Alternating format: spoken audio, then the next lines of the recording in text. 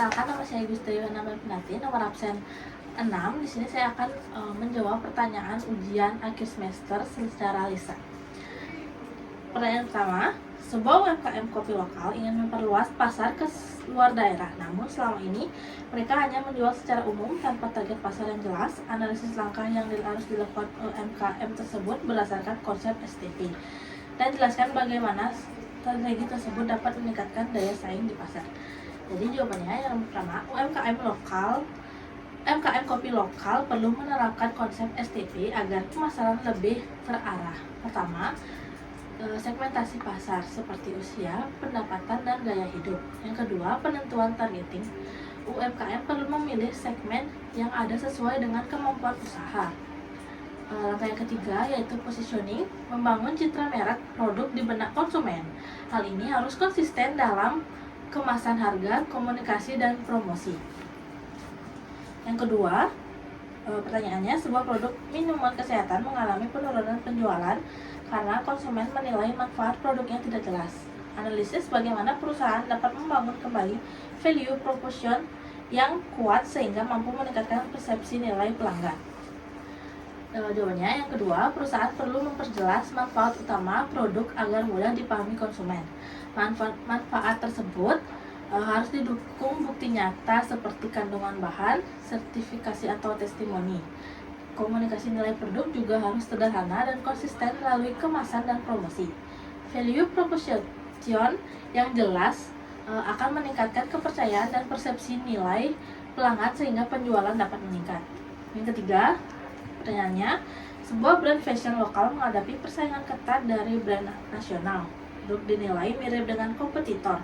Jelaskan strategi diferensiasi apa saja yang dapat dilakukan untuk membangun keunggulan bersaing berkelanjutan.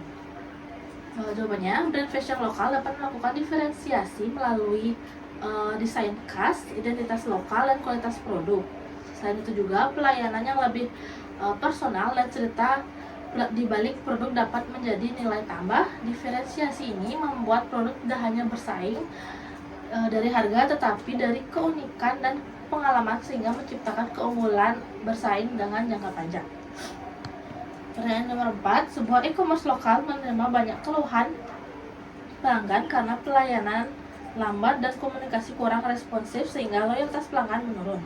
Analisis strategi pemasaran apa yang dapat dilakukan untuk memperbaiki customer relationship dan membangun kembali kepercayaan pelanggan.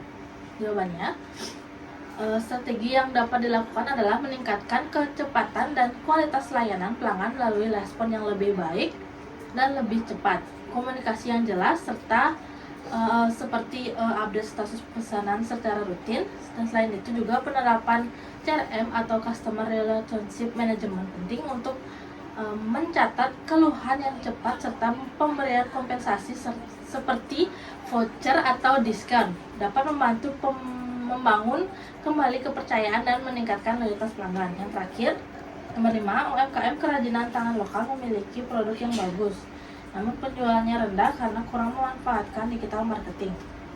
Analisis strategi digital marketing apa aja yang harus diterapkan agar dapat meningkatkan awareness, minat beli, dan loyalitas konsumen.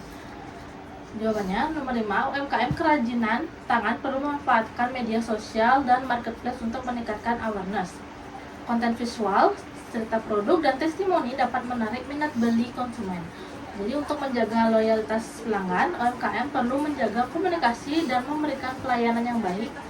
Digital marketing yang konsisten akan membantu meningkatkan penjualan dan hubungan jangka panjang dengan konsumen. Sekian dari saya ucapkan terima kasih. Om Santosa.